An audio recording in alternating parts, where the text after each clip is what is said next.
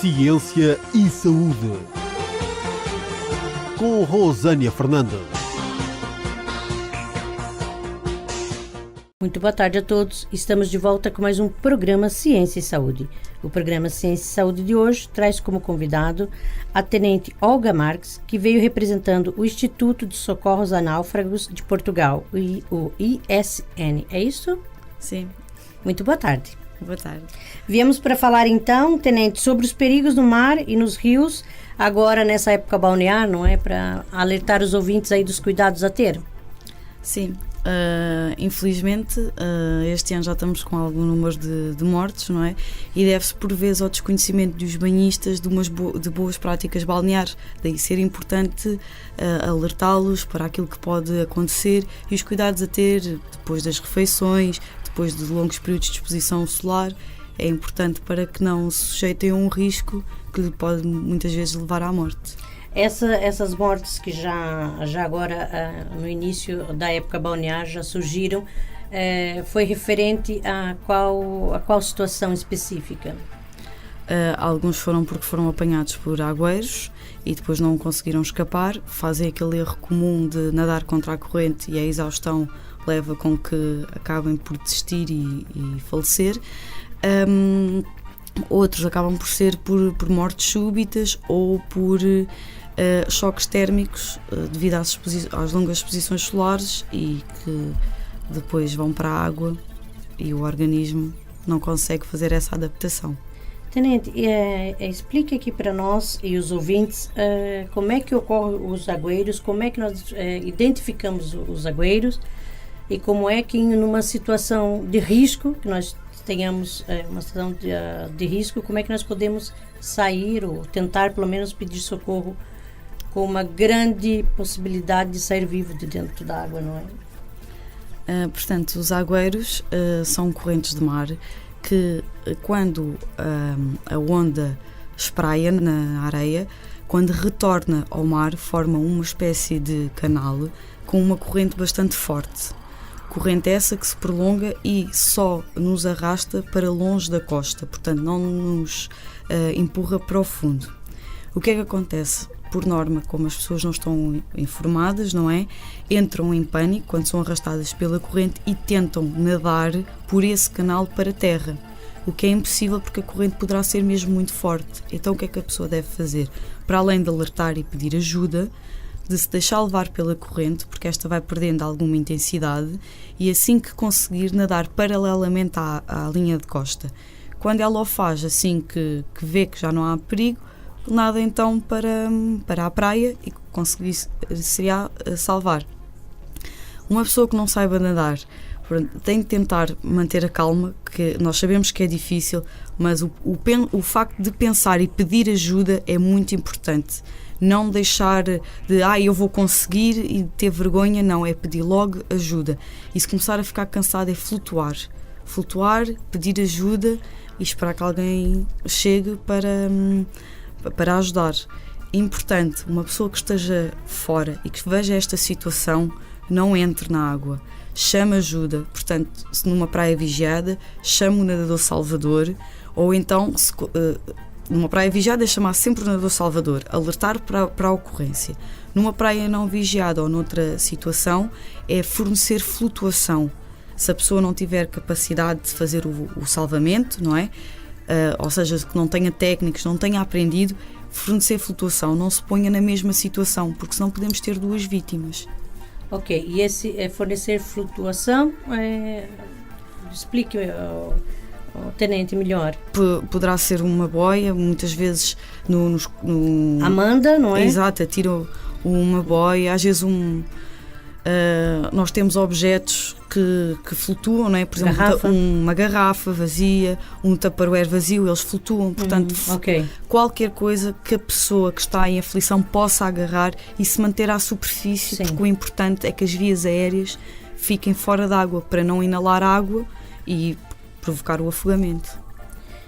Tenente, e em relação à congestão que estava a dizer, não é? Da pessoa comer e saltar na água, como é que deve ocorrer essa transição antes de comer? Comer pouco? Comer muito? Como é que funciona? Portanto, quando os banhistas preparam a sua ida à praia, não é? Ou à piscina, que também pode ocorrer na piscina ou nos rios. Portanto, devem de levar, portanto, alimentos pouco calóricos, ou seja, com mais água, frutas, não levar doces, comidas muito pesadas, como as feijoadas, os cozidos, portanto, muito condimentadas. E devem os ir ingerindo ao longo do dia, não comer refeições, se pretendem depois ir à água, não é? Não comer uma sandes, uma fruta, portanto, várias vezes ao dia. Quando forem para a água, depois da digestão ou de longos períodos solares, de exposição solar, devem de gradualmente ir molhando o corpo para que haja uma adaptação do mesmo àquela nova temperatura. O que é que acontece? Se nós acabamos de comer ou estamos muito tempo ao sol e vamos entrar repentinamente na água, o nosso metabolismo, o nosso organismo vai sofrer uma brusca mudança de temperatura e o seu funcionamento normal vai ser quebrado. No caso da digestão, quando nós estamos a fazer a digestão, o sangue está concentrado naquela atividade, que é a atividade digestiva. Se nós entramos na água repentinamente, o sangue que lá está tem que se espalhar rapidamente para causar o equilíbrio do nosso organismo. E assim, o que é que acontece? Se há uma mudança repentina daquele mecanismo, ele para e temos aquilo que nós chamamos uma congestão. Daí não se morre, digamos assim, de congestão, mas é do choque térmico. Portanto, de entrar na água gradualmente, ir-se molhando e então desfrutar do espaço. E com crianças, qual que é a recomendação que o ISN deixa aqui para com as crianças, neste caso? Portanto, as crianças, não é, têm muita dinâmica e rapidamente conseguem alterar o sítio onde se encontram. Como tal, os pais devem de manter os pais ou quem acompanha as crianças, de fazer uma vigilância permanente. É fundamental. Tê-los sempre por perto, nunca mais que um braço, por exemplo. E quando chegam a um espaço, ou à praia, ou à piscina, tentar logo identificar um local fixo, visível, portanto que a criança, em caso que se perca, consiga chegar àquele local facilmente.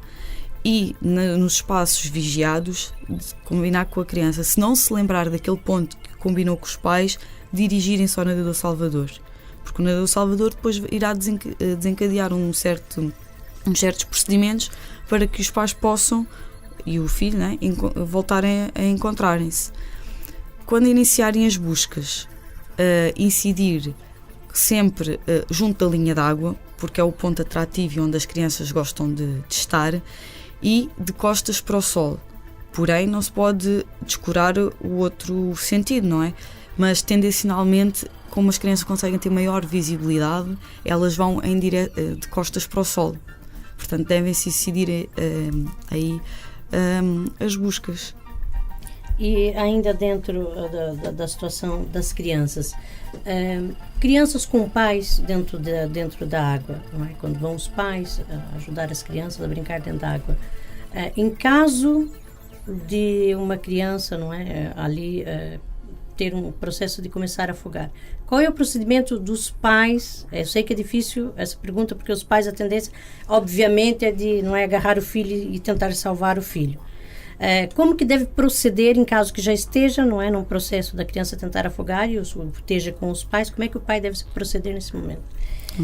Normalmente esse tipo de afogamentos são em piscinas privadas. O que é que se deve fazer? Como não se sabe o período que a criança está submersa, deve-se retirar logo a criança dentro d'água, não é? E tentar perceber se ela respira. Se tiver o pai e a mãe, deve ligar logo para o 112. Isto porquê? Porque nós podemos fazer alguns cursos, nós podemos ensinar e ouvir e ler, só que numa situação de pânico, por vezes nós deixamos e quando são com os nossos, nós deixamos de pensar. Não é? E então, deve ligar para o 112. No 112 há sempre alguém credenciado que nos indica os procedimentos, o que devemos de fazer. E resulta, já se salvaram muitas pessoas assim. O outro tira a criança fora d'água. Se for uma criança até aos 8, 9 anos, é iniciar, ver se respira.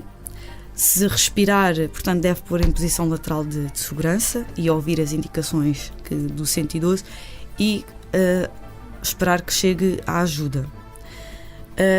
No entanto, se a criança recuperar, imaginemos que ela acorda, que parece que está tudo bem, levar sempre ou ao centro de saúde ou ao hospital, porque por vezes poderá acontecer a pessoa morrer de afogamento até 72 horas depois da ocorrência. Portanto, num caso destes, que a criança até só ficou ali um pouco aflita, mas depois recuperou, aparentemente parece que está tudo bem, pelo sim, pelo não, em caso de dúvida, hospital, centro de saúde.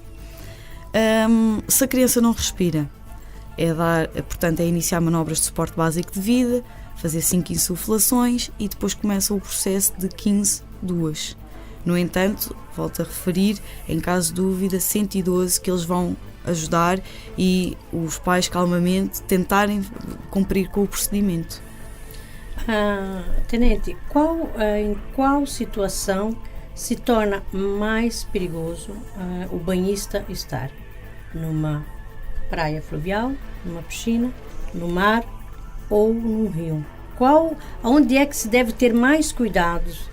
A atenção mais dobrada, não é? Logicamente que a pessoa, não é, vai, quem gosta de ir em determinado local, vai ir naquele determinado local. Mas eu gostaria de saber em qual local se deve ter mais atenção. Eu acho que não podemos classificar com uns mais perigosos e outros menos perigosos. Todos eles são ótimos para usufruirmos e passarmos férias e bons momentos de lazer. No entanto, o que acho que é importante é as pessoas respeitarem as regras, principalmente nos sítios vigiados, que há sinalética com bandeiras que indicam o estado do mar, aquilo que podem e não podem fazer. Existem placas que sinalizam alguns dos riscos, isso é importante. O conselho é que nas piscinas e nos rios, apesar de águas aparentemente mais calmas, elas também nos trazem alguns riscos.